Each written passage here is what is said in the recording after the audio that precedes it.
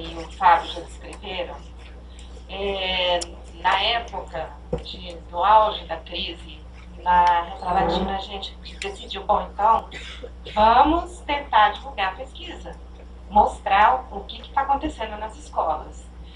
E, de fato, assim, vários meios de comunicação nacionais, de mídias nacionais, procuraram a América Latina. Eu vou citar aqui a Veja, a Isto É, a TV Record, a TV Cultura, o jornal Folha de São Paulo e alguns jornais de alguns estados nos procuraram, nos entrevistaram. Algumas entrevistas foram em estúdio, foram gravadas e não saiu nenhuma linha dessa pesquisa na mídia. Então, a gente pode fazer algumas leituras a partir daí, né? De que sociedade a gente está falando. Uma outra questão é a respeito das escolas privadas, que foi levantado por uma professora. Eu só queria trazer um dado da pesquisa, que eu não posso dizer que é um resultado da pesquisa, mas talvez seja uma percepção, vários depoimentos espontâneos de professores que lecionavam também na rede privada e que falaram durante as entrevistas, os grupos, que eles tinham a impressão que a homofobia era muito pior na rede privada do que na rede pública de ensino, nas escolas privadas. Mas isso é só uma percepção, eu acho que a gente precisaria fazer outros estudos para avaliar melhor essa questão. Tiago, tem mais perguntas? Mais umas perguntas da plateia?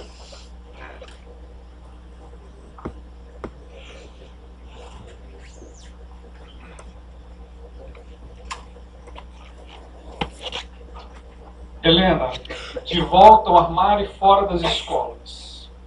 É impossível. Eu estive na audiência pública em Brasília e do Estado do Espírito Santo nós fomos em 6. E todos os 6 eram educadores. 5 foram encaminhados pelo sindicato e 1 foi por esta universidade. Naquela ocasião eram 5, não tinha ninguém representando o poder público. Hoje, nesta tarde, ouvindo a senhora e ouvindo a Magda representando a América Latina, nós temos gestores de diversas secretarias municipais de educação e também da Secretaria de Estado da Educação. Então, voltar ao armário é impossível depois do trabalho que estas organizações fizeram. É impossível voltar ao armário depois do treinamento que foi dado, da formação que foi dada, da discussão. A oposição conseguiu o que ela não queria. E a discussão se torna cada vez mais difundida e as pessoas buscam a todo momento, com certeza você é questionada, onde tem material, cadê o material, queremos reproduzir, e aqui nós também temos reproduzido de maneira ilegal, mas temos reproduzido e vamos continuar reproduzindo, para que as pessoas tenham acesso ao material e possam estudá-lo e encaminhar para as suas unidades de ensino. Fábio, nós estamos sempre nos desencontrando. Ontem no aeroporto e na vida as escolas têm se desencontrado no Ministério da Educação. Assim, apesar de você ser muito bonitinho e muito elegante, verdades precisam ser ditas. O Ministério da Educação precisa sofrer um terremoto. Todas as ações que você colocou ali são ínfimas. É nada. Eu me recordo da primeira vez que eu entrei naquele palácio chamado Ministério da Educação, não sei porque eu sei ainda, e eu fiquei lá rodando e passa num corredor, passa no outro, e buscando aquele espaço onde a tal, naquela época SECAD ainda, bom, naquele palácio todo, encontrei um quartinho muito pequenininho que cuidava de todos esses apêndices aí que você acabou de mencionar, que realmente soma um conjunto de políticas muito grande, num espaço extremamente pequeno para aquelas torres imensas do Ministério da Educação. Eu tenho quanto? Acabando. 30 segundos ou 40? Bom, depois da pesquisa do INEP, depois da pesquisa inclinada pela FIP, onde foi detectado que o índice do IDEB era altíssimo nas escolas onde a homofobia estava lá embaixo, e vice-versa, né? O índice do IDEB lá embaixo, onde as escolas tinha um alto índice de homofobia. Depois desse dado, o Ministério da Educação precisa fazer alguma coisa. Precisa fazer alguma coisa no sentido de revolucionar. Nós precisamos disso. Aqui no Estado, o nosso sindicato tem 53 anos. E o maior e mais significativo seminário que esse sindicato já realizou, os 2 últimos, foi sobre educação e diversidade sexual. Oferecemos 300 vagas e não houve.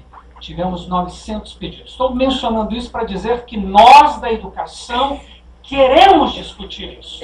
E haja vista a universidade sediando o debate. Então o Ministério da Educação precisa fazer mais. Precisa fazer mais e muito mais com respeito a esse espaço de inclusão do público LGBT, de acesso e permanência nas escolas. Nós não estamos satisfeitos com o que o MEC tem feito ainda. E muito menos... Conclua, Cristóvão, por favor. Muito menos com o que as secretarias municipais e do Estado da Educação têm feito no Estado do Espírito Santo. Muito menos.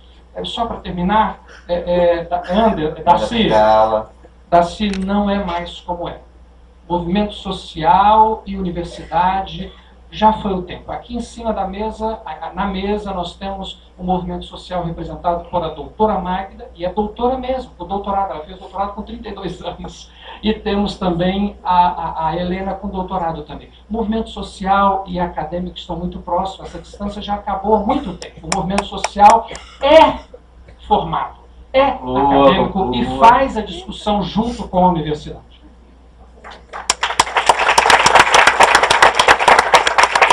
Lembrando, pessoal, para primar aí a questão do tempo, é 3 minutinhos de fala, tá? Aí 2, pardon. 2 para ele e 2 para mim. Ah, tá. Veja só, eu já falei de manhã, né? Repetindo, meu nome é Jean, sou professor da rede estadual, na Serra. A oportunidade de agradecer à Secretaria Estadual de Educação por ter liberado a gente para estar aqui hoje, senão a gente estava lá dentro da sala de aula e perdendo um rico debate como esse. Mas enquanto militante, eu quero falar que nós procuramos também o sindicato, essa questão da rede particular. Procuramos o sindicato de professores, dos empregados e também os dos patrões.